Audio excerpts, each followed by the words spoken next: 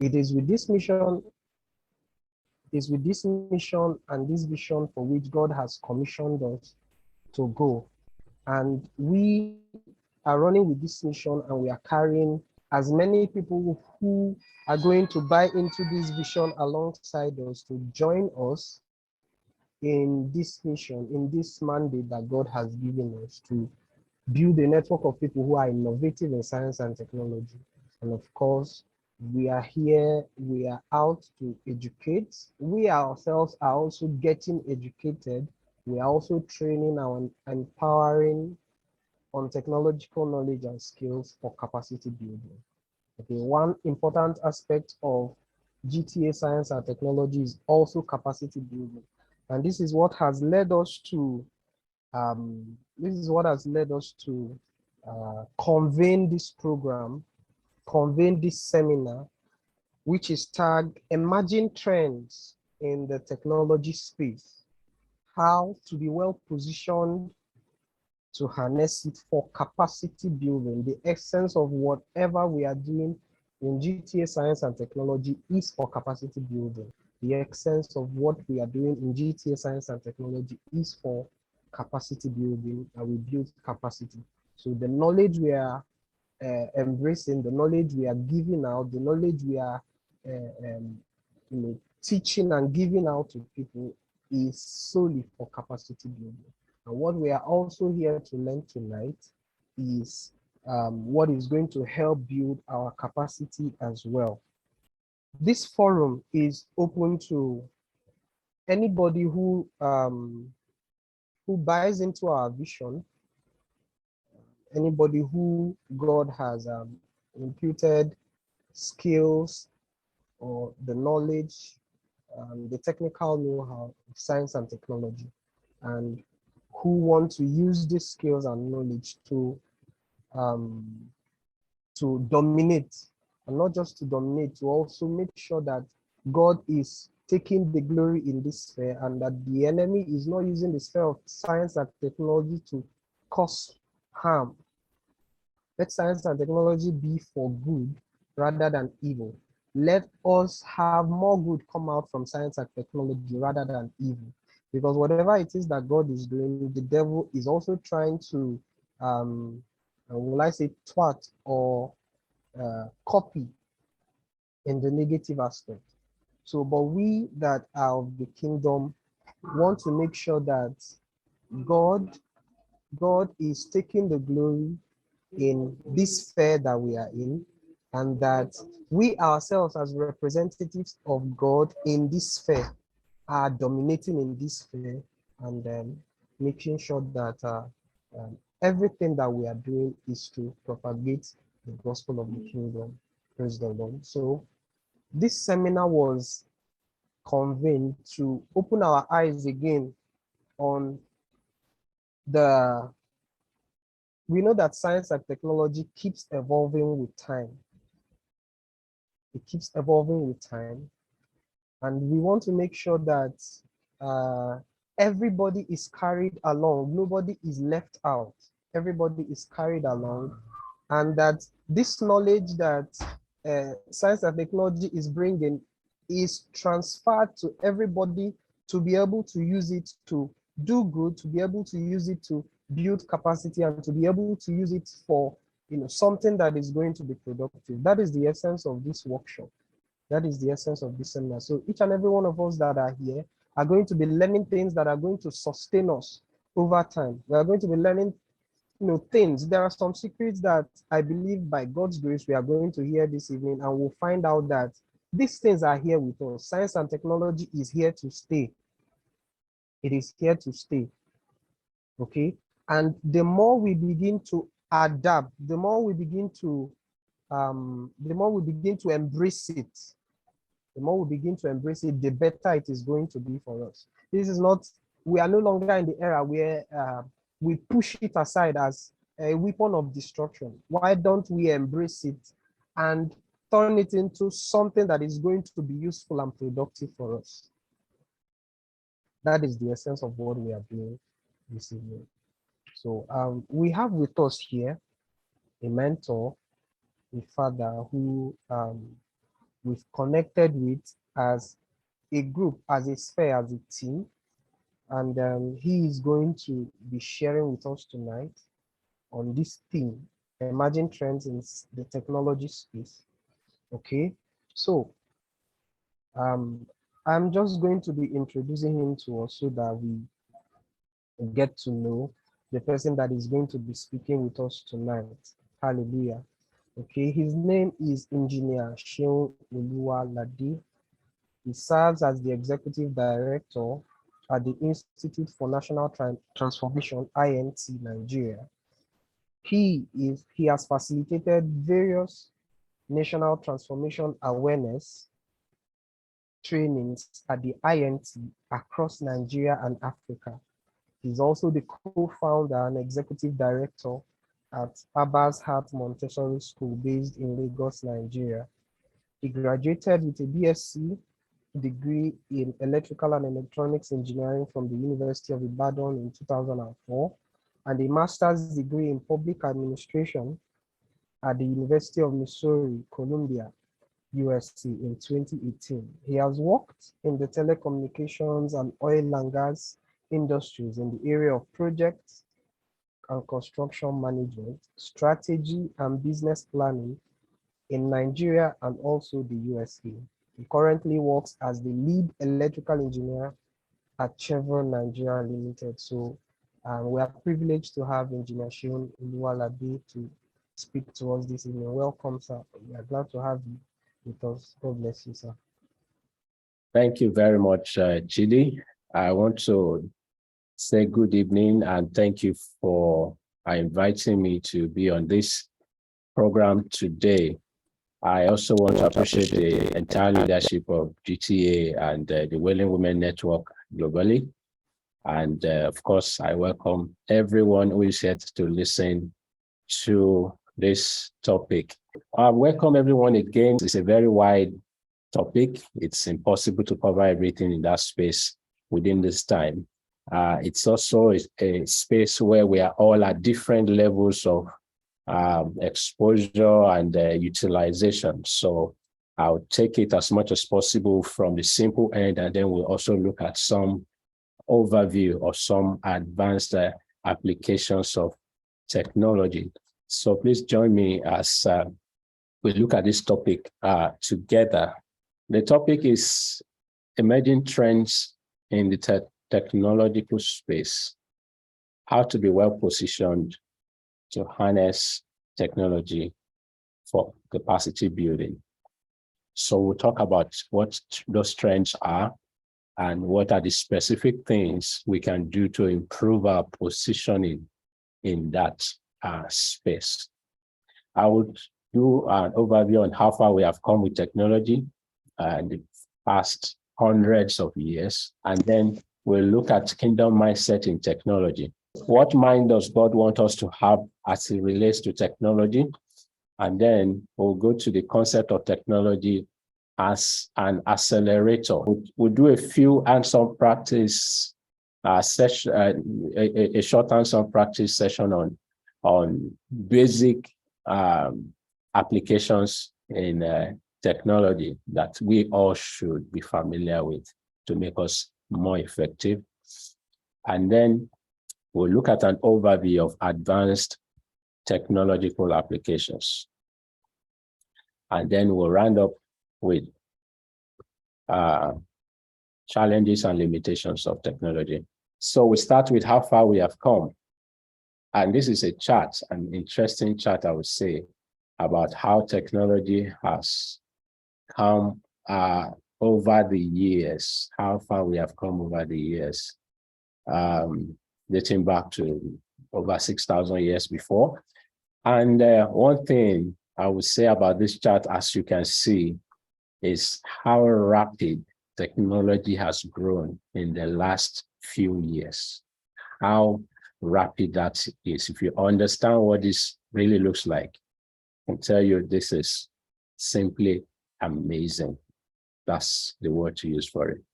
So we see the slow pace of technological development over many years, and then suddenly in the past, say 30 years, we see a significant shift that brought in multitudes. In fact, it's called a convergence of technologies.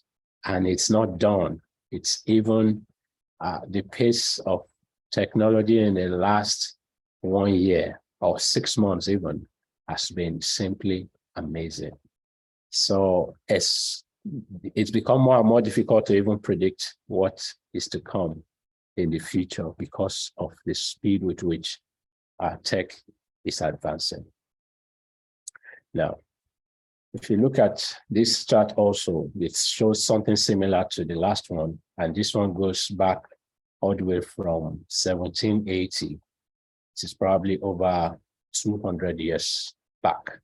And this shows the estimated impact of innovation on economic activity. These are some of the innovations that significantly added value to human economic activity. When the steam engine was invented, we had the railway in 1840. Then the telephone was big in the 1900s, and then closely followed the automobile. And then by 1920, we had electricity. And then look at from 1980 when computers came on board, and then we got to year 2000, the internet became a thing. And then look at the last part of that, it's not very clear.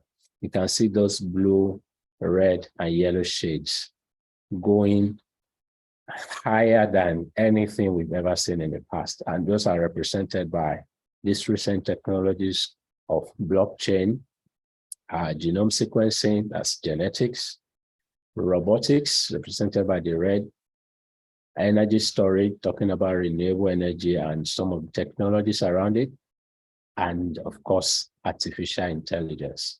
So the combination of these 5 base technologies has driven human economic activity to a height that has never been seen before. And like I said, who knows, the next 2 to 5 years, nobody can even predict what it's going to look like. Now, I'll move a bit faster because of our time, but I'm mindful of interpretation. So I'll just go slowly, just follow me. Now, how far have we come in the last 100 years? This is just a summary of some of the key technological inventions that we have witnessed in the past few years. Transportation. So we've had automobiles, airplanes, high-speed trains. So this we are all mostly familiar with, and I won't say anything more than that. But the mobility we have seen has taken business to a lightning speed level compared to what it used to be many years ago. The next one we look at computing. Computers were phenomenal in their capacity. Looking at them from when they were first invented about 50 or more years ago, how big they used to be and how slow they used to be compared to today, where an ordinary mobile phone can do far more than what a mainframe computer of the 1950s and 1960s could ever imagine to do. So that's amazing. Of course, the mobile phone in your hands.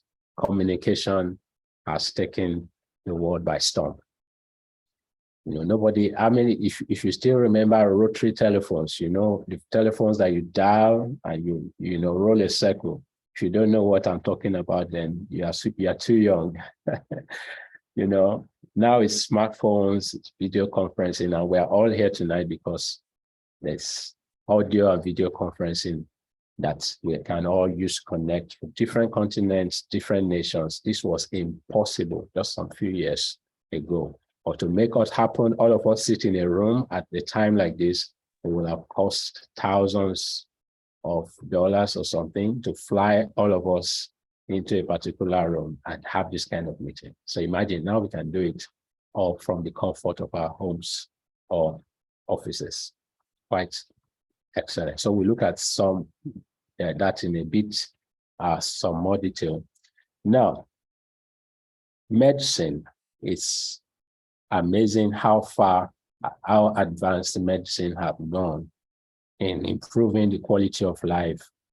The picture you have right there is a robotic medical procedure.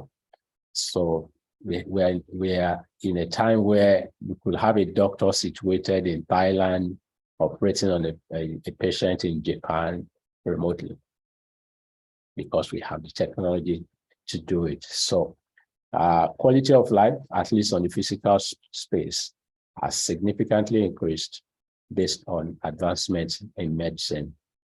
And of course, home entertainment has improved dramatically.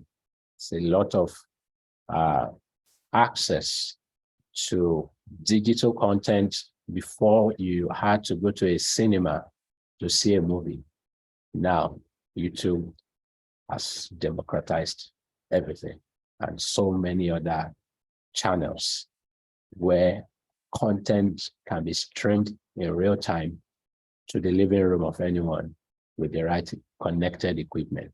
And the emphasis here, and I'll talk about that later, is how much lower cost these have become.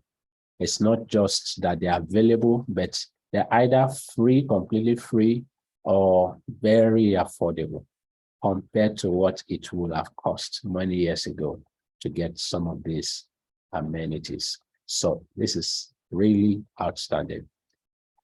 And then in the area of energy, we have come a long way. Renewable energy is taking a lot of center stage in the last few years because of a lot of concern around climate change from scientific research. And there's a lot of technology, combination of technologies actually, both in power generation, power storage, and power distribution. This is actually my own area of specialization. And then final one I'll highlight tonight is on space exploration. The picture I have here is the spacecraft that's currently, as we speak, resident in Mars. We are looking at the surface of Mars. That's a real picture of Mars. This device was launched, was powered by nuclear, sent into space. That flight took about 6 months. Imagine flying high speed continuously for about 6 months from the Earth, powered by nuclear, to arrive on Mars. And of course, it's used for a lot of scientific research. Some people are planning to move some people from the Earth to Mars. They want human beings to be multi-planetary.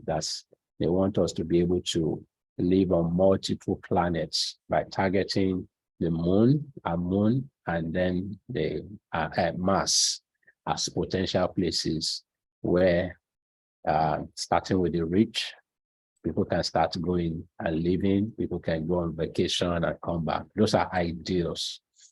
And if you follow the news, just 2 days ago, SpaceX at the forefront of technology exploration in space tried to launch the heaviest rockets ever launched. Well, they did some tests, which some things went right, some didn't quite go well, but they are testing the systems that will take human beings to Mars and to the moon and to other planets in the days to come. So a lot has gone into technological advancements, in short. That's the summary of this opening. Now, what should be our mindset as people of God? How should we approach these things? On one extreme is to say technology is evil, the world is dying, the world is going away. Yes, that's also true. However, what should we do while we're here? And that is why this is very important. And the first thing I'll mention is that technology is of God. That is to say, it is owned by God. We should not embrace this mindset that the devil is the inventor of technology. Let me put it in another way. human beings discover laws that God has already put in place. They don't make any of the laws. They just make machines, will make things that obey certain laws that God already put in place. So the fact that we just discover them did not mean we make those laws.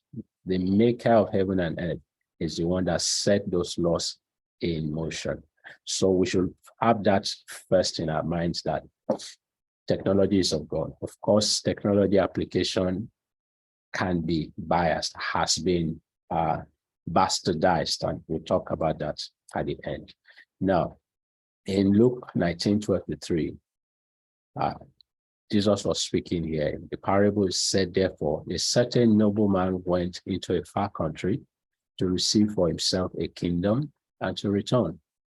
And he called his 10 servants and delivered them 10 pounds and said to them, occupy till I come.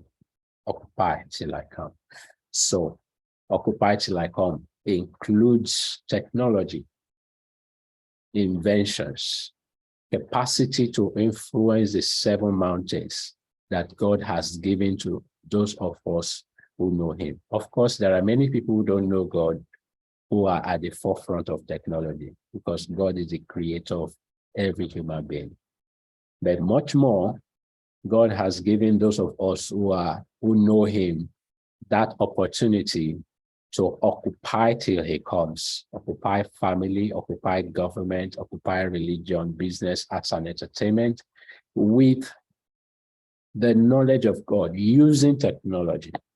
So that is the way I'll put it. So in this context, occupy till I come, to those of us here, is to say, use the power of technology to reach out to men and women in all the 7 spheres of human society.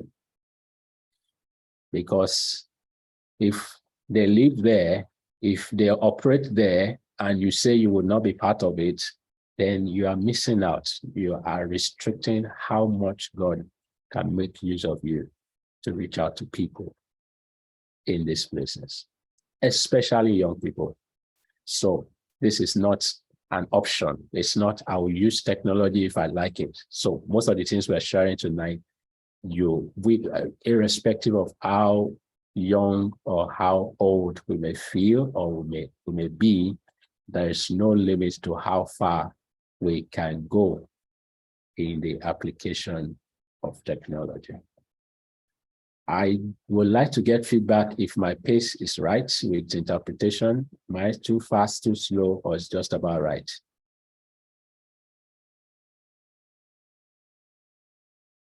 Do I have any feedback so I can adjust?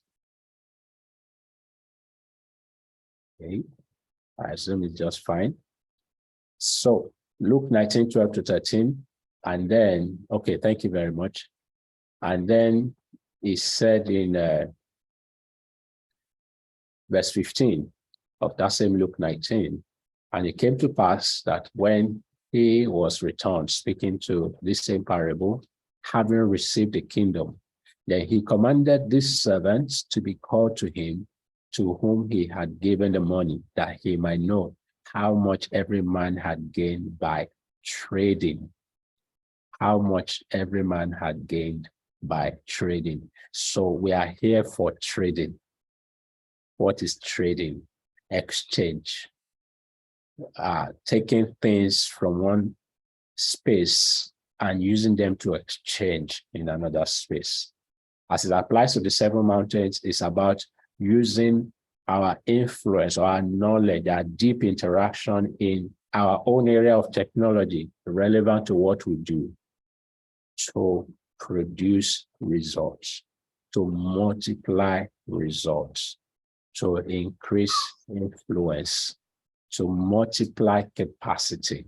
So in education, for example, that capacity might be training. How can I train thousands of people instead of tens? I need technology. As a business, how can I operate across multiple continents rather than in just one small city? I need the understanding of technology, and so on for each of these areas. So some of this we'll also touch as we go on. Now look at Romans 8:19. It says, for the earnest expectation of the creature waits for the manifestation of the sons of God. So one of the areas of our manifestation is in bringing the tools that God has given to us to go and occupy, to trade, and using it to manifest the kingdom of God. So there are so many others, and I know we have done some, we have some understanding of the foundations of the 7 mountains and the kingdom of God. So I will just focus on the application at this time. Now let's go on to the foundational theme of technology. And I want to make this point very clearly, that technology is an accelerator. Let's view it in the right context. It was given, or it is given, to accelerate something that's already in motion. It's not exactly an end in itself. So I'm referring to this book called Good to Great by Jim Collins. It's one of our favorite texts at the Institute for National Transformation. And there's a chapter on it that focuses on the use of technology as an accelerator, which is actually the last part of the book. So what are we talking about now? Let's start with what we call the three concentric, the three circles. So if you look at the picture in front of us, I have three circles, and each of them represent one thing. The first one, what am I passionate about? What do I like to do? Without any prompting. The second one, what am I, or what will I become the best in the world at? So this speaks to training. What have I been trained to do? What do I have core competency in? And the third one, what can I really do to bring money? What can I do to generate revenue, cash flow? If you are able to find that thing that aligns with all three of this, then you found what is called your hedgehog concept. So that's a point where all the three of them overlay. So technology then, now how is this related to technology? Technology is what accelerates what you have found to be your purpose, to be what you are good at, what you are passionate about, and what to an extent can bring you some sustainable financial incentive. It's not necessarily what makes you the richest man or woman on the surface of the earth, but something that can keep you going enough to sustain that passion and to increase your capacity to learn. So technology, like we said, accelerates your capacity to produce results in that space. Okay. Now, this says it in another way. Again, this is a summary of that book. And if you look at it properly, the book centers on three themes. The main three themes are to build an organization, a system, a family, any system. We need three core things. One, disciplined persons or disciplined people. The second one is those disciplined people must take disciplined thoughts. They must meditate on thinking correctly, disciplined thoughts, challenging themselves and all of that. And then finally, based on that, they will take disciplined action. And part of disciplined action is what we call the technology accelerators. So technology comes in, like I said, at the end to help you do something that you have already proposed to do. So you don't jump in to say, there's a latest application for doing so and so. And you say, oh, let me be part of it. No, what do you want to do? What's your calling? What's your assignment? Technology is here to help you do your assignment. Of course, there are assignments or professions that are based primarily on technology, and we will get into that as well. Here's the point here, that technology is an accelerator and not a creator of momentum. I recommend all of us find that book and read it in full to get the full story. It was a very professional study where these conclusions were made. And the key here is, if a technology doesn't fit squarely within your 3 circles or within what you want to do, then ignore it. You don't have to do all of it. You don't have to be in all technologies. So don't make technology something you want to see how you are forcing yourself into. But first, align yourself with what you need to do. What's your purpose? What are you currently doing? How can technology accelerate? And by acceleration, it will mean it helps you to spend less time doing the same thing. That's acceleration. Because with that, you then have more time to do more important things. Number 2, it can help you do more things within the same time. And by so doing, you have capacity. The book is called Good to Great. I have it again on the screen. Good to Great by Jim Collins. Okay, right. Now, so that's what technology does. Now, the second summary here is how the application flows for each and every one of us. So ask yourself 2 basic questions. After you have decided what you want to do, what you are doing, how do I make technology productive? Number 1, does the technology fit directly with that thing, my hedgehog concept? Does it overlap with it? Does it help it directly?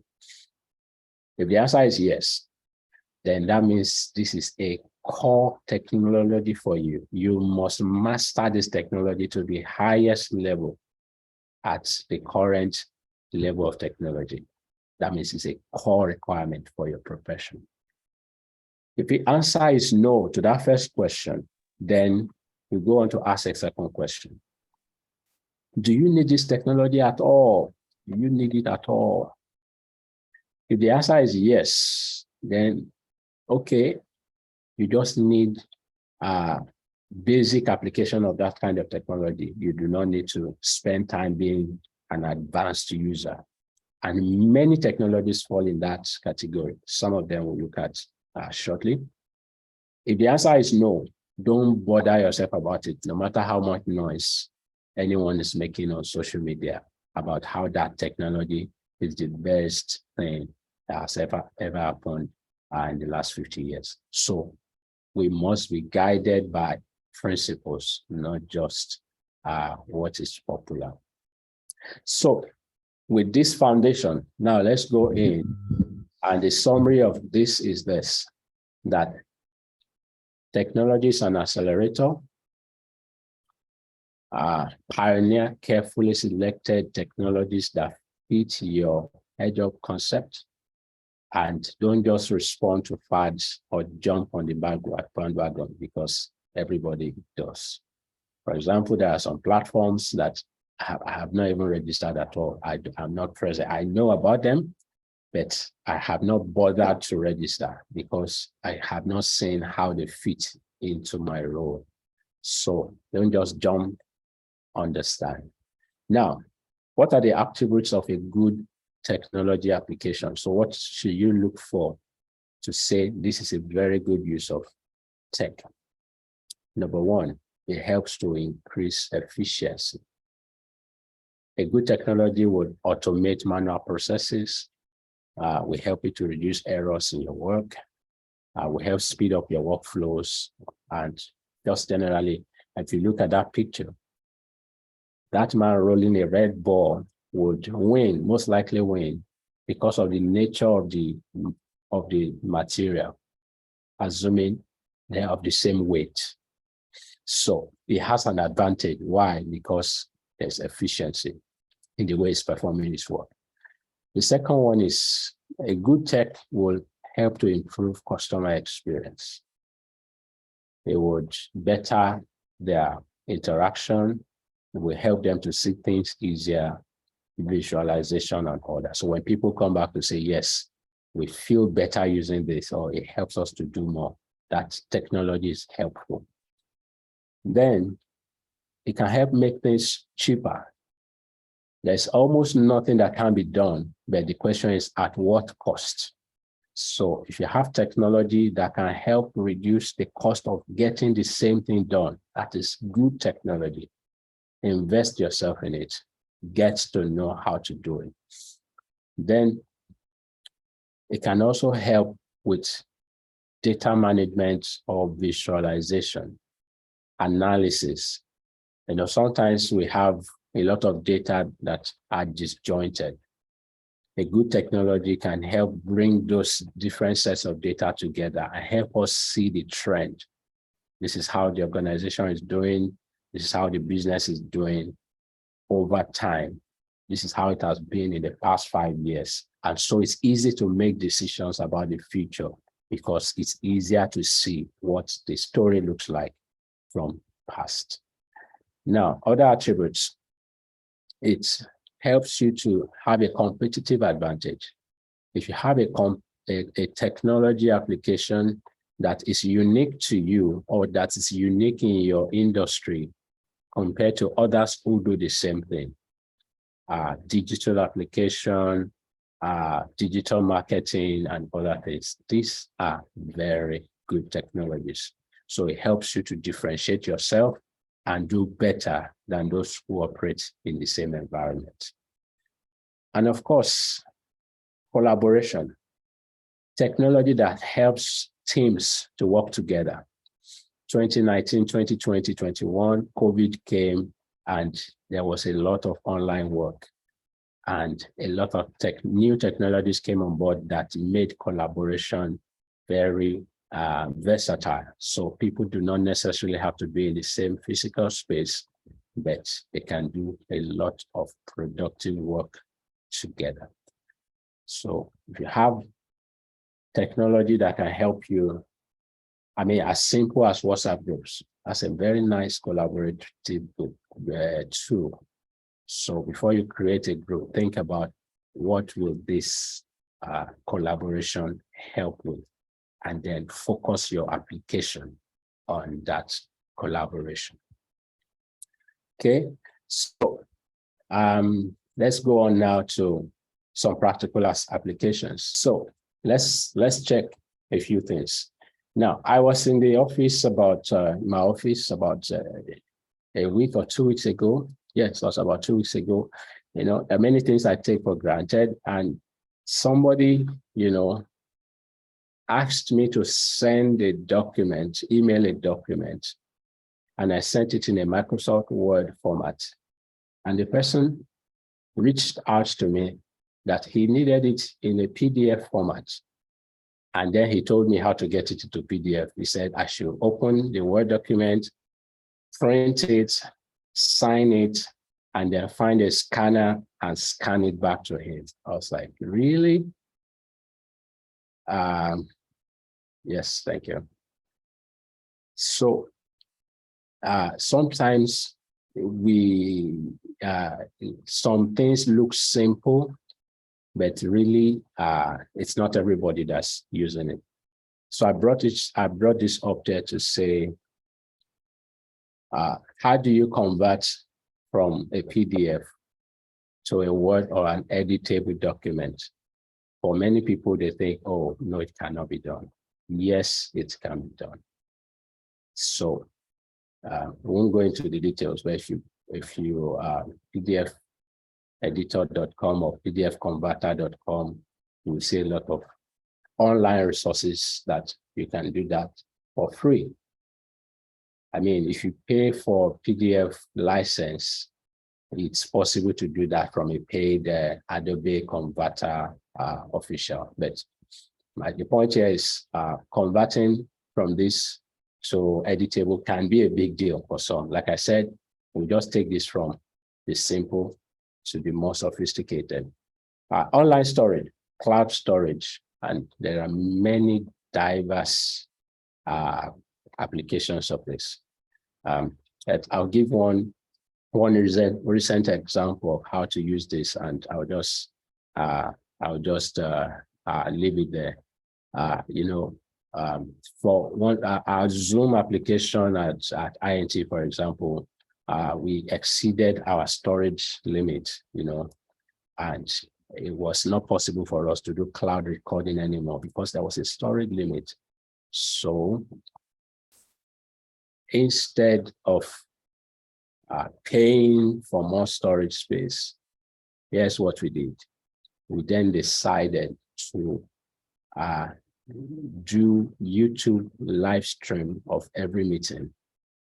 And what that does is YouTube has no storage limit.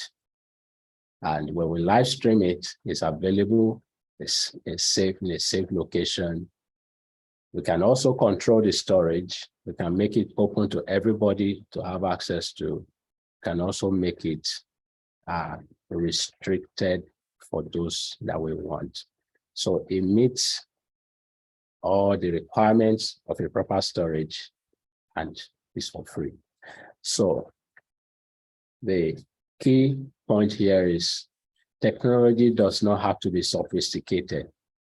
Application is what really matters. What do you want to do? And then you can now look at what technology can help you do that easily, better, cheaper, faster, whatever makes it an improvement. Okay, so, and then I also wanted to highlight, if you are here and you really do not use technology for organizing yourself, calendars, schedule, again, there are many applications in that space. Nobody here should say, I forgot that a meeting was starting. You need, if you have a mobile phone, pull up something called calendar, enter the title of that event, enter a reminding time, 10 minutes, 15 minutes, 30 minutes before, and save it at the right time. Your mobile device will remind you. So make it a habit. To-do list, these are the things I plan to do in the next week, 2 weeks, 3 weeks, 1 month. Write a note and let your device do the reminding. So again, that's another useful tool that we all can use to improve our efficiency, personal efficiency, personal effectiveness. Now, Google Translate. And I'm emphasizing this because I know many of us, especially on this platform, we do multi-language events or activities, and I'll probably need, and the application has improved significantly over the years. And for those of us who already use it, I know you're familiar with the features. But I wanted to highlight something specifically in Google Translate. And when I traveled sometime earlier this year, was it late last year, was when I discovered that, and I was quite pleasantly surprised that it could actually take your voice and take it to another language. So I did a screenshot recording, it's just 1 minute long. All right, here's testing Google Translate voice English to French. I will start now. Hello, how are you doing? Okay, so this is just voice to text. Now we can go voice to voice, which is conversation. And then I can speak in English. Et puis je peux parler en anglais. And it gets translated to French. Et il est traduit en français. Now I will try to speak in French to English. Maintenant, je vais essayer de parler du français vers l'anglais. Bonjour, comment ça va? Hello, how are you? I can also put it in auto and it detects the language automatically. So what's the lesson here? There's so much that can be done with that small mobile device in your hand, even in language translation, audio, text, and all of that, and so much more. Now, let's look at Google Lens. I particularly like Google Lens.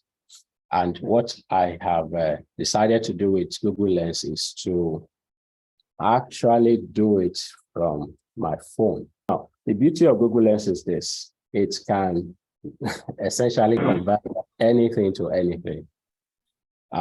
So let's start with this example. I want to translate a picture, which is text. I have a user manual for a particular, device I have, and I put my camera on it.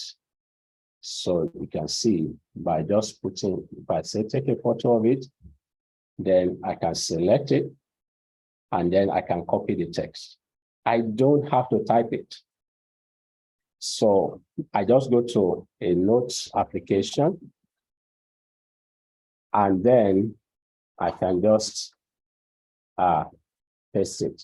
In this case, already, translated. I can either paste it as translated or in the original language. Okay. So what else can I do with it? I can, in this case, you can see it's set to English to French as a translate to. But I can just do the text the way it is, right? The same thing. I'll just take a photo, select it, copy it, and I can paste it in the same way. So I can save a lot of time trying to type all of that text. I just did it in one step. And if it's a book or several pages, I assure you it's faster to do it multiple times using your phone than typing with your hand. Now, it does even better than that. Now, consider this. Now I have a text, handwritten, that is handwriting. Handwritten, right? Let's do the same. Not typed, handwritten. If I say, take a photo of this, how well is it going to do? Fantastic.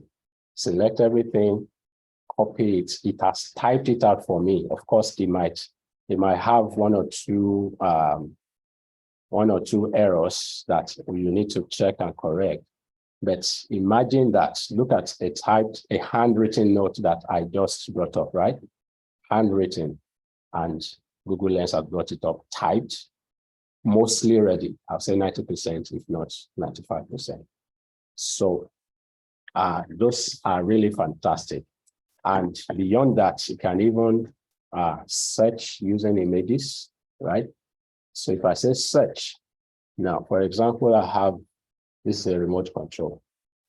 Okay, so if I search this as an image, I might not know its name or what it does. I just search. It brings me visual matches online, tells me what it is, where I can buy it, what it does. If I don't have the manual, I can download it. And we can do the same for practically anything else. And so many other functions, but because of time, I will just end at this point. So the key here is that there's so many things that we do sometime that we could do easier if only we understood what the technology, that small mobile phone in your hand, if you know what it can do, you can save a lot of time doing many of the things you spend hours doing. And there's one last one I would like to look at, and it's called ChatGPT by OpenAI. I can describe it like this. This is a personal secretary that you have not engaged for free. Just think about having a personal secretary that can do most of your typing, answer most of your questions, and so many other things. It's free to register, at least the basic version. you can get done with it without payment. And just do just a few, in a few minutes, just demonstrate. And this is by no means exhaustive. We can do a lot more. So chat.openai.com is the application. If you open that for the first time, it will ask you to register. You register with your existing email address. It sends you a code. And once you do that, you're ready to go. Now let's start with, if you are into programming, you're writing codes, this is your friend. So that time that you run into writing a code and you run into a problem, you didn't know what to do, with ChatGPT, you can get a lot of help. So for example, how to solve some problems with JavaScript. Just a question like that. And you type it and you say enter. What does it do? It will actually write a code and help you explain how it works. Now, so I won't bore you with the details. For those who are not in the code space, this is all magic to you. I'm not doing anything. ChatGPT is generating all of these responses. So for somebody in the coding space, and he understands most of the programming languages, not just JavaScript, you can ask it any question and it will give the code. So you can see the question and you can see how it responded with answers. So in addition to that, if you are somebody in the programming space, you have written a code and you are seeing some errors, you can just copy that part of the code, paste it in ChatGPT and ask what is wrong. It will highlight exactly what you got wrong, show you suggestions of what to correct, and that saves a lot of time. So now, if you are not, many of us are not into programming, so what exactly is ChatGPT? So let's try something basic. I want to write a story. Okay, so let's say I'm into children ministry. I've run out of ideas of what to tell children to do. And I say, write a story about a child who is 12 years old and longs to go to school. No, let me not say 12 years old. Let's say 6 years old. Okay. So that's all instruction. And I say enter. It generates something that you can work with. Of course, if you don't like it, you can ask it to modify it in a particular way. You can ask it to make it more friendly, make it more formal, and all of that. It's like I said, this is the personal secretary that you have not engaged for so long.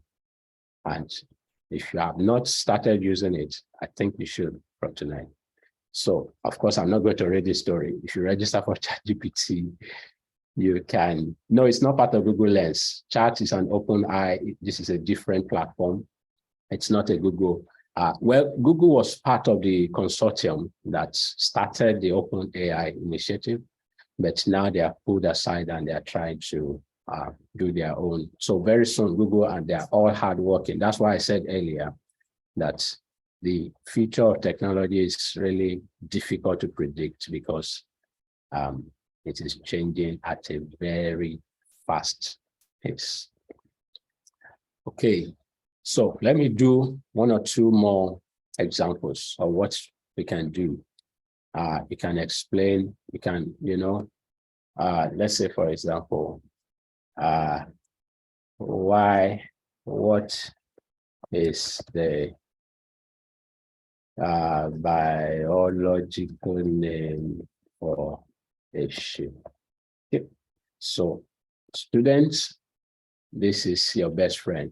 I mean, this is a very simple one, but technical, scientific, of course, people have used this platform to also cheat, which is quite unfortunate. ChatGPT has been recorded to pass some of the most advanced exams around the world, medical exams, law exams, some engineering, and all of that by reputable schools. They ran it through and it passed with very good grades. In fact, there are so this is the feature of it.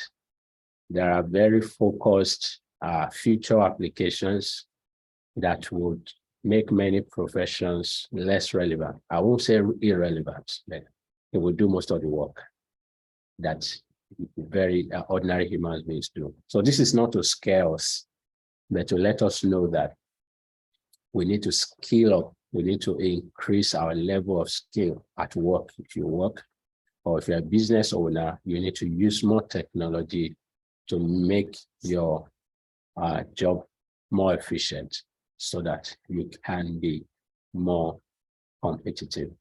And the last one, let me just say, can you give me a meal plan for good diet over the 2 weeks? Okay, so imagine having a secretary, it's already there telling me week 1, Monday, breakfast this, lunch that, snack this, dinner.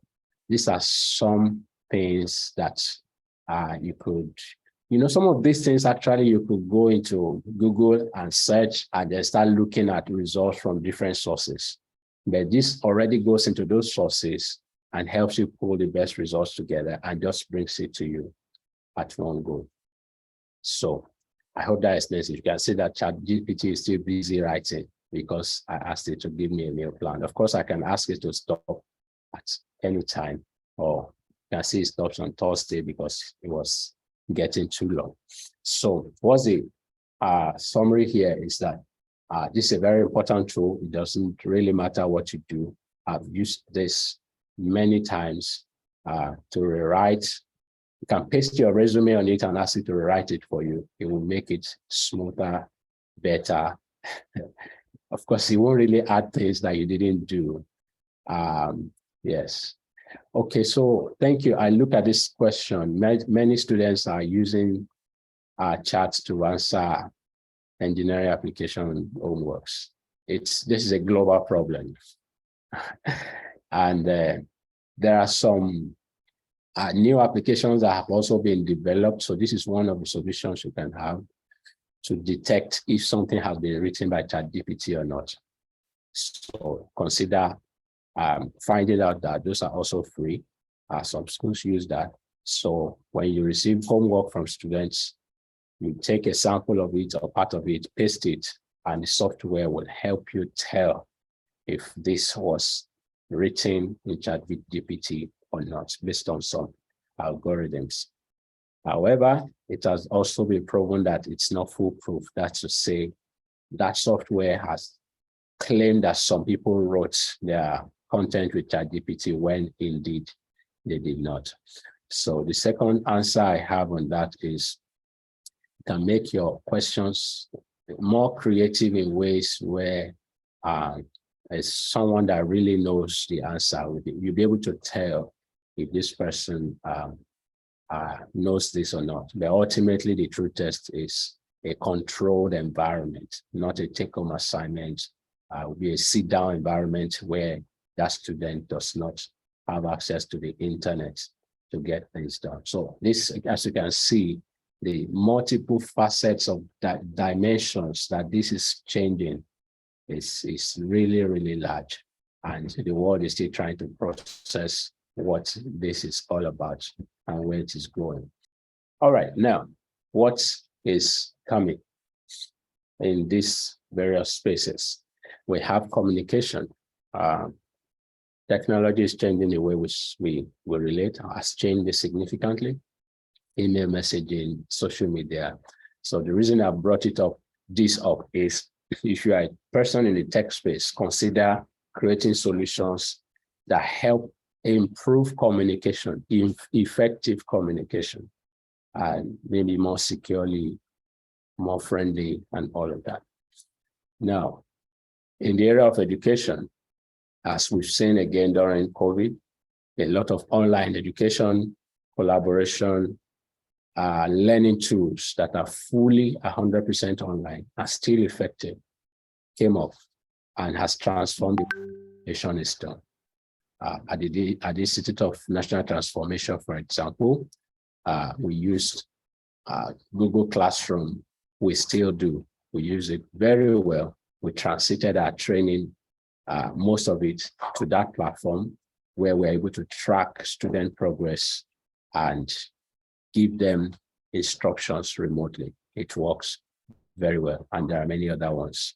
EDX is a platform where you can get a lot of content for free and some paid to get trained with the latest levels of technology. Okay, so we'll take questions at the end once we run through this last part. Now, health and fitness. It's a lot of technology in this area as well that you can use to check your well-being, detect issues before they become major issues, check your heart rate. Some of them work in conjunction with maybe fitness device or a wristwatch that has some capacity. Like I said, many of these things have been available. The question now is they are becoming even more affordable. So consider finding something that helps you to keep fit, track your fitness. How many steps, for example, do you take per day? Are you meeting up with a targeted number of steps? So a fitness app can help. Now, in the entertainment space, technology has gone really, really far. Gaming, social media, virtual reality. The picture you're looking at there is actually an, I took part in that, not me crossing there. But that's a VR, a virtual reality headset that's a movie about creation. And it was the one I saw was about the Garden of Eden, Adam and Eve. You would practically feel that you were there in the garden, immersive, very powerful in the way that content was communicated. So a lot of content that can be translated into that level of experience. So again, I come back to education. It has been proven that visual is more powerful than spoken or written. So how can we get the content we want to pass across into a 3D virtual reality experience? And like I said, the costs for doing these things are coming down and they're becoming more accessible to everybody. Now, let's look at transportation. We're getting into a more connected world on the roads. Now, there are more applications that are seeking to make the road network entirely automated. Imagine a world where every vehicle on the road actually talks to the other vehicle, and potentially there will never be an accident. Because if I know that you are slowing down and I'm coming behind you, then I will have slowed down faster than what a human driver would do. That's the possibility of technology. So I will not be surprised in the next 5 years if this becomes standard in some cities around the world. So key point here is if you are a developer, you are looking for developing a transportation solution that makes it easier. It can be a ride sharing or ride hailing service that you use to bring in. It doesn't have to be cars, it could be bicycles, it could be motorcycles, anything related to transportation. Codes have helped to make transportation even much better and still going at it. For example, Tesla has a plan to turn every one of their cars into fully autonomous vehicles. Now, what does that mean? So imagine a scenario. You have a car, you own a car, you drive yourself to work, or the car drives you to work. And then as soon as you get to work, the car goes to do taxi for you for the rest of the day. And then it plugs itself to charge if it needs to. But after running, making money, taking people autonomously, when it's closing time, you summon the car, wherever it is, it comes back to the office and takes you home. What has happened there? A car takes you to your office, but it also works for you while you are not there. Imagine the possibilities. So these are the things that are coming up.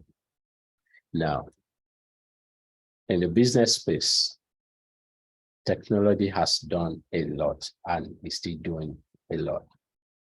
There's something called ERP, Enterprise Resource Planning. It's a set of integrated tools that help to bring interconnection and efficiency to businesses in a way that a human mind cannot, and especially in real time. Inventory management, supply chain, sales, finance and accounting, manufacturing. There's so much that an ERP does in a business that it's difficult to imagine how businesses have operated without an ERP as it is today. And there's a lot of development again on that, making it remote, connecting it to the cloud, and all of that technicality. Now, how about finance?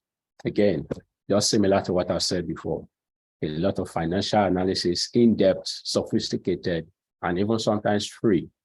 Now, trading, online trading is done by artificial intelligence that look at trends way back many years, many decades. I can trade faster than any human being can do.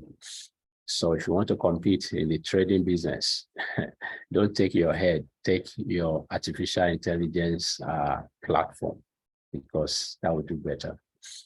Now in agriculture, and this is one area, especially for Africa, where we have a lot of potential, and we need to bring in a lot of mechanization that is powered by technology.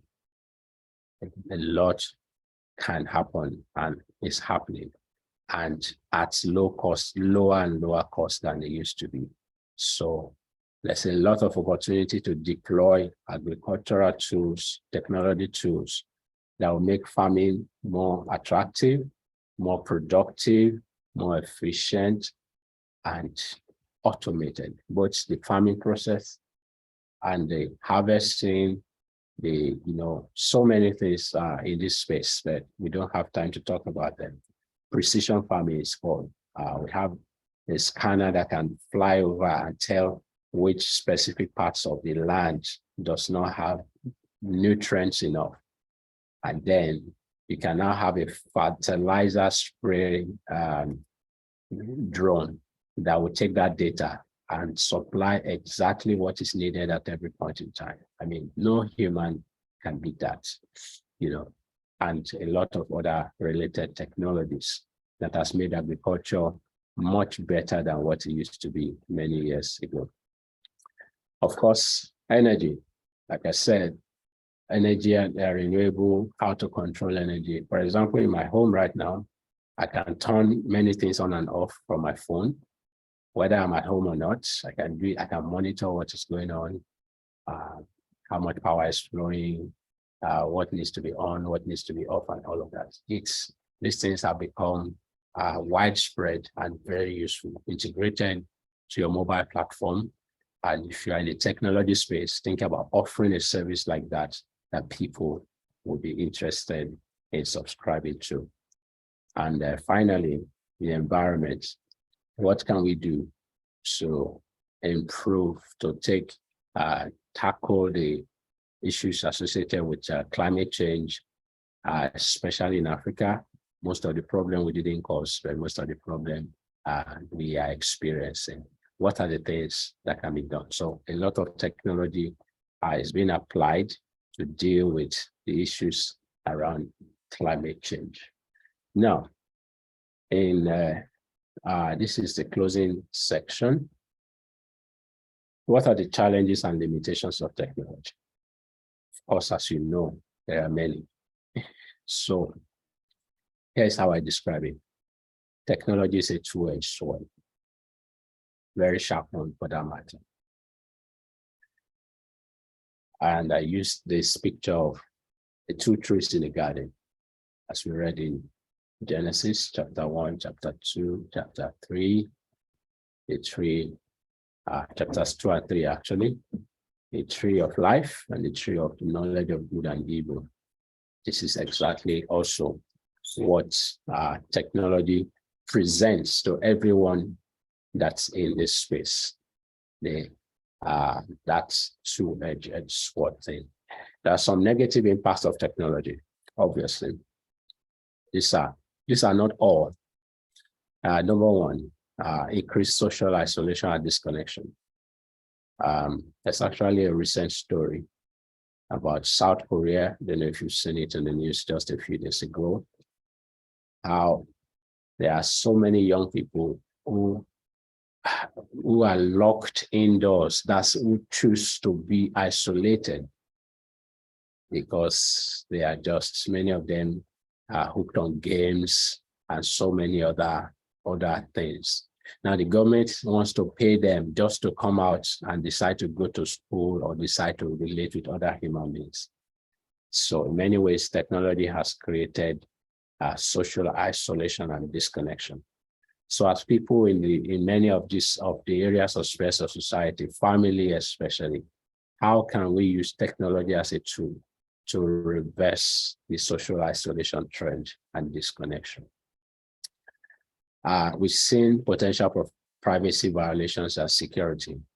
So because of the internet, because of technology, it means somebody can wipe out all the money in your account and you don't know it if you're not careful. So the exposure also brings a lot of challenges. So you have to have the right kind of protection. This picture here is an example of cyberbullying and online harassment. There's a lot of harassment that goes on online. People being called names, people being threatened, people, denigrated, low self-esteem issues and all of that.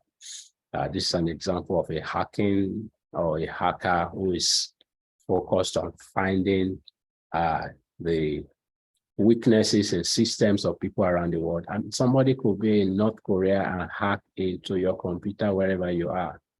That's the problem. It's no longer geographically bound. And if you have you're a parent here, you have a child, 6-year, 10-year-old, and you put a device in their hand that's connected to the internet, I'm not sure you are doing the right thing. Absolutely, I'm not sure. You are essentially throwing them into the midst of almost any street around the world because they are exposed, heavily exposed. So you must have controls around what they can do when they are online, both around timing, access, and all of that. So there's a lot that needs to go into controlling what children can access on the internet. Of course, spreading of misinformation is also very popular these days.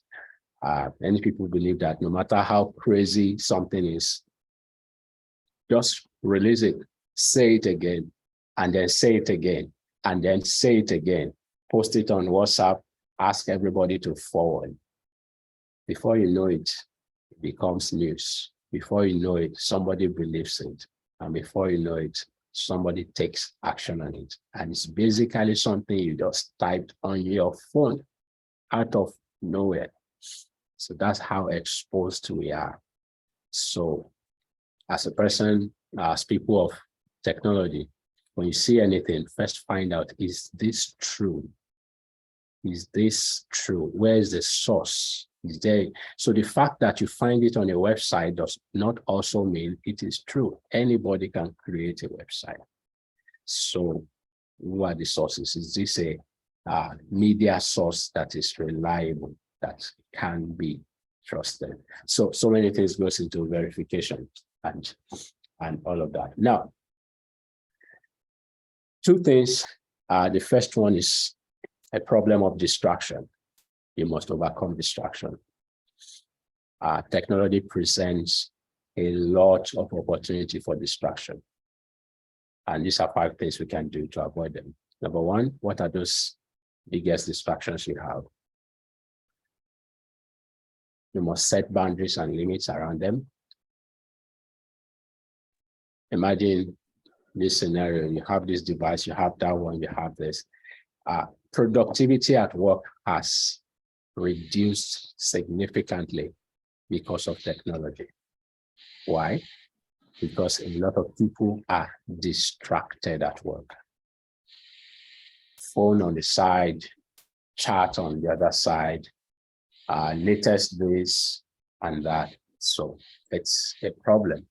So I'm stating it because you might have overcome this on a personal level, but you might have a ministry to help people overcome this kind of addictions. And so you should understand how it comes and how it can be overcome. Taking breaks. And when it comes to technology, it's not always better, not all the time. Now, this is personal to me, and I'm using the Bible specifically. You know, thank God for these people who have been inspired to create the Word of God, and they are doing a very great work. But should I replace my personal Bible study on a physical Bible where I can mark, annotate, color, and all that? So again, the jury is out. If you seem to have mastered how to use technology for spiritual things, thank God for you. But for me, I still hold on to my old rugged physical pages of the Bible. So just an example, sometimes technology is not always the best answer. So don't just jump in because it's technology. Now, here's the last slide. Technology and its problems. How about perversions? And this is even more prevalent than what is reported. There's a lot of perversion online. People who have lost their way, people who are glued to different kinds of habits, secret habits, and they are not able to, they do not understand how to break free from it, or they just think it's normal. And these are 3 recommendations: staying pure through the Word of God and the prayer. That's even more necessary than ever because we are an exposed generation. We are intensively exposed from every side. The second admonition, okay, that first one I cited, Hebrews 4:16. Says, let's therefore come boldly to the throne of grace and find mercy for mercy and find grace to help us in time of need. Find grace to help in time of need. Shut down anticipated and incidental sources of perversion. There are times you are doing stuff, you're doing something, and something completely unrelated on advert that you didn't ask for, you didn't expect, shows up suddenly on your screen, and it's a picture that's ungodly. Close it down. Find the strength to do so before it destroys your soul. In Matthew 5, that passage, Jesus talks about how sin, sexual sin especially, is not just what you do physically, but what you think, and that's a very tall order. So at thought level, and I'll say this here. I mean, I belong to, of course, as I expect every one of us to many groups. And there's one of these groups that I belong to on WhatsApp that has someone mistakenly, I'm sure it was in error some weeks ago, post a sexually graphic image on the WhatsApp group of Christian brethren. And I had to start calling those who are administrators on that platform to quickly delete the content. And of course, what that tells you is that there's a Christian brother, so-called Christian brother, who has something like that on his phone and does not know when that kind of thing goes into the public space. So again, like I said, you might be free from stuff like this. Understand that there are people that are suffering from it, and it's important to deliver them from technology or from themselves. And then the last point I have there is to open up and ask for accountability. This, I cannot say this enough. Accountability is so necessary, and that is finding someone who can hold us accountable. I have an accountability system for my online system. In fact, that's what the last thing I put up here. It's actually a software. Thank God for guys like this. They use technology to solve problems, and that is to help keep others accountable, you accountable. Ever accountable, for example. I mean, there are many. I'm just citing this because I use it. My wife can see anything I'm doing on my phone, my laptop. If I have other people I want to see, I just share with them, and it records everything I do, even when I'm offline. So that helps me to stay in line. So accountability is not just for those who can also help us to strengthen our foundations. So this is another application of using technology to deepen our Christian faith. And of course, because you cannot give what you don't have. After you have strengthened, then who are the people that you can help using the tool of technology? Who are the people you can reach on the platform of technology? Who are the people you can reach out to using platforms of technology?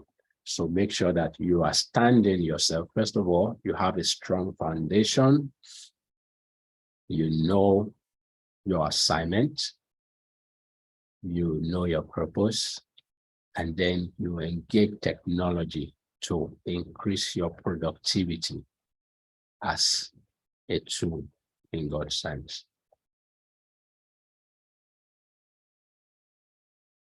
Dumebi, thank you to our facilitator for a wonderful exposition. It's time for the questions and answers. There's the first question I have here is, what is the name of the online accountability software? It's called Ever Accountable. Again, there may be many others. And of course, I must say it's actually not free. It gives a free 2-week duration, but it's paid subsequently. But if anybody really needs access to it, for example, I have a family plan, which can be shared with others or can get support to get access to it. So I found it quite good, yeah. And it can cover, it's on all my children's devices, and it gives a weekly report. It also sends an alert when something unusual happens, and you can immediately take action. So it's something quite highly recommended. I believe she was asking about them, I think GP and all those, whether it could be used for packaging and all that. Products packaging. Yes, thank you for that question. Yes. Because I understand some bit of manufacturing. So when you say, so ChatGPT is a chat application. For now, it's restricted to chat, at least version 3.5. However, there's a version 4 that has been developed that does even more than what this one does. And there's also a version of OpenAI that is used for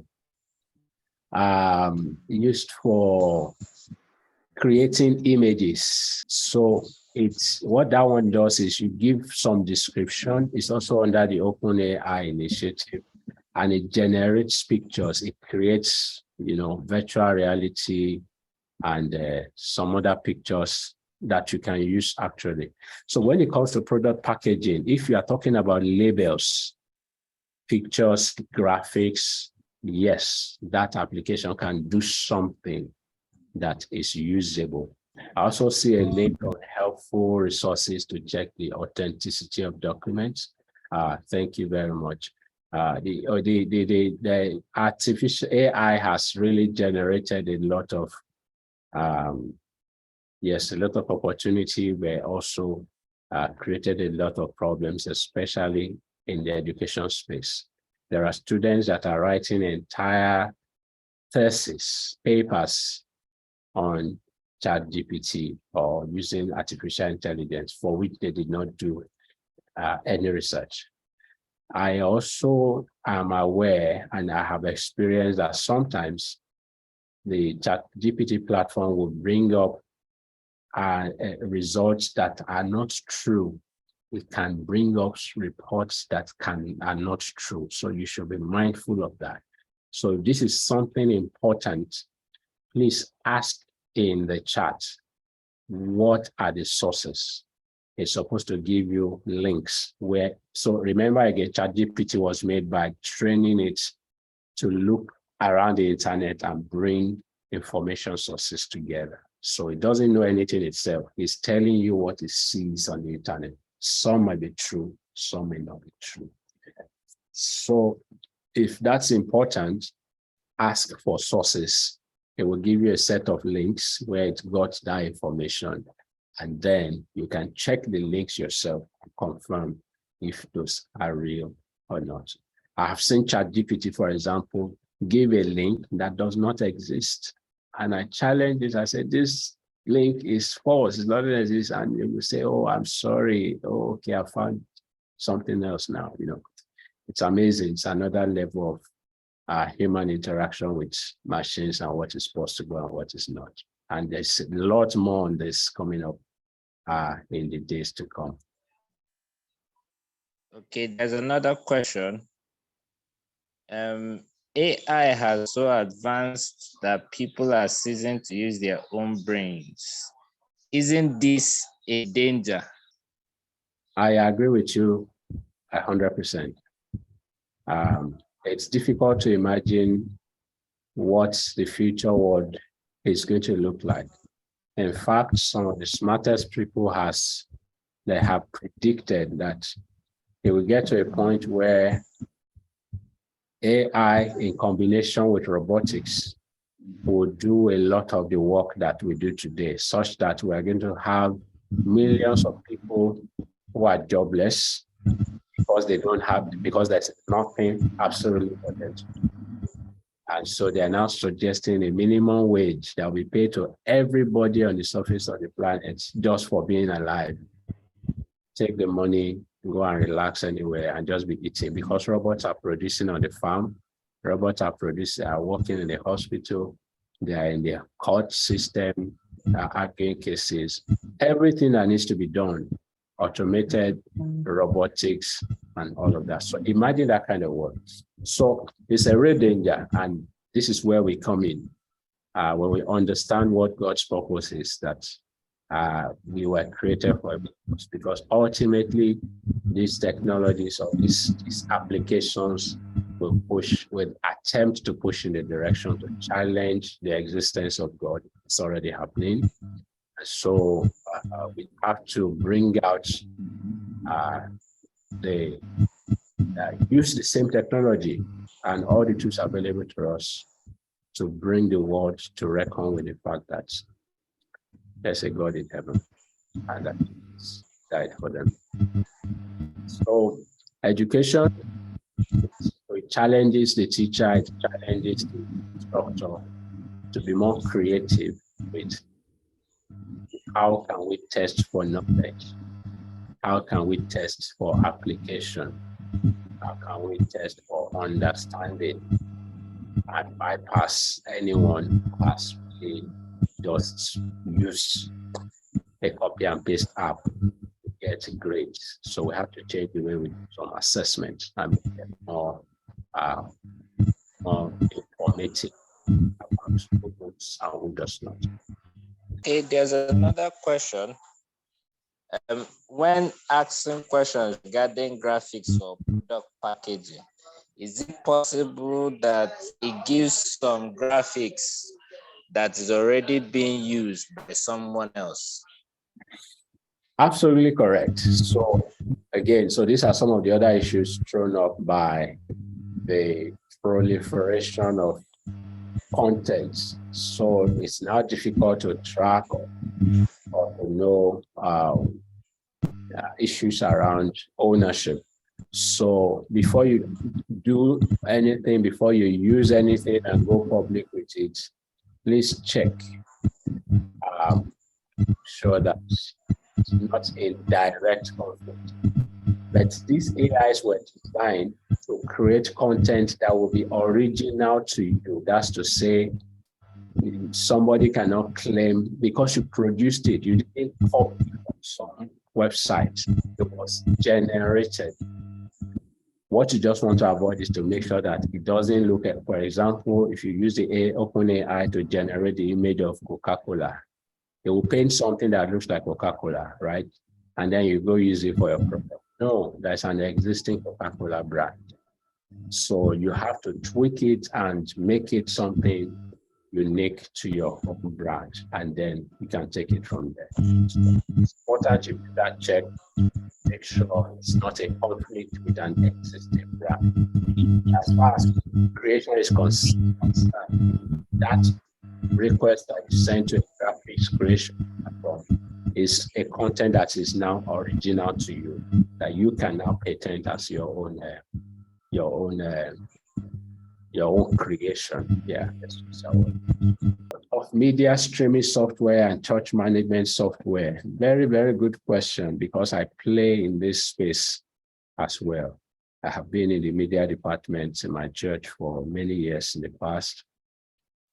And there's a lot of value that media streaming, church management, organization management software, but streaming, for example, especially the very popular ones, I use Easy Worship, and it's just lovely. It makes following the service very easy. And it's free to download, but it will have a watermark, the latest version of it. You have to pay for the license.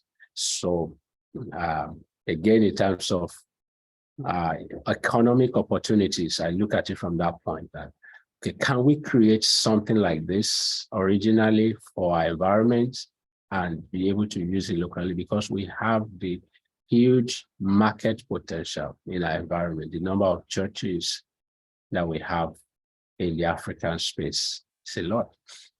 So some of these things exist, but we can look at creating them and making them more affordable, or making them more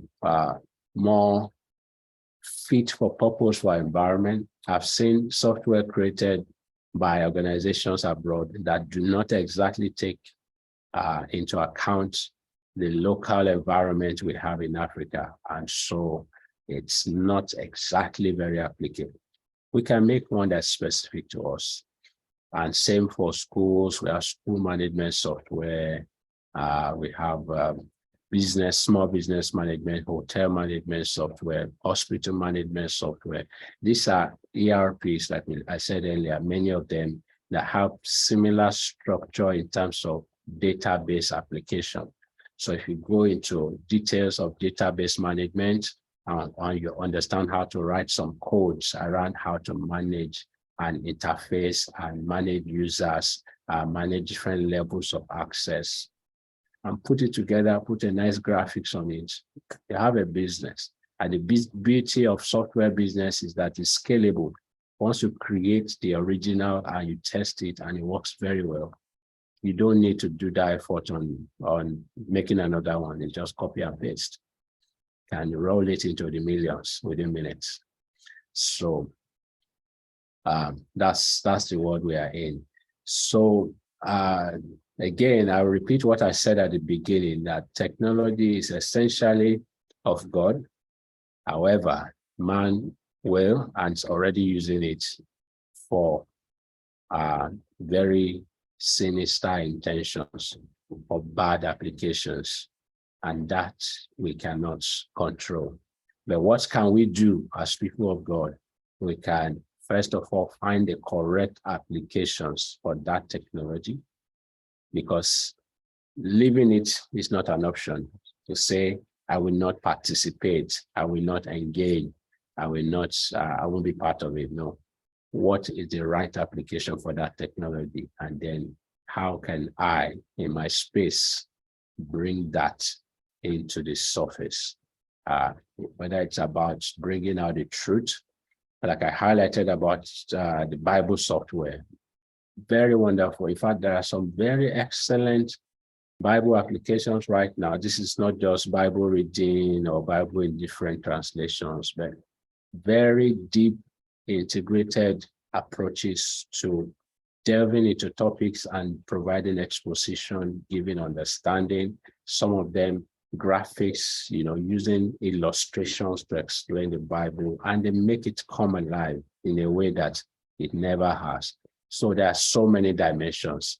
You find your area, deepen yourself in it, and become a professional at it, and you use it maximally for God's glory.